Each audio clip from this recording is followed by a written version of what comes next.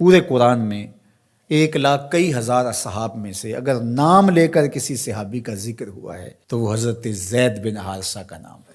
کسی نے ان کو پکڑا، بیچ دیا، پھر بکتے بکتے حضور علیہ السلام کی ملک میں آ گئے۔ ان کے والد اور ان کے چچا ڈھونڈتے ڈھونڈتے اطراف عالم میں گھومتے گھومتے حضور علیہ السلام تک پہنچے۔ عرض کیا کہ حضور آپ جو قیمت لینا چاہیں لے لیں، ہمارا بیٹا آپ کی ملک میں ہے، آپ اسے چھوڑ دیجئے۔ تو آپ نے فرمایا کہ آپ اپنے بیٹے سے مل لیجئے، اگر وہ جانا چاہے تو بغیر قیمت کے آپ کے ساتھ چلا جائے، اور اگر وہ نہ جانا چاہے تو تم اصرار نہیں کرو گے۔ انہوں نے کہا ٹھیک ہے، بیٹے کو آزادی ملے تو وہ کیوں نہیں جائے گا؟ تو زید کو اختیار دیا گیا کہ اگر تم اپنے باپ کے ساتھ جانا چاہتے ہو تو تم جا سکتے ہو، کوئی اس کی قیمت ہم وصول نہیں کریں گے۔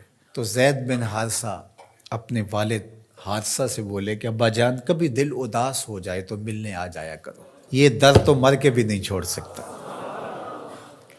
یہ غلامی 1000 آزادی سے بہتر ہے۔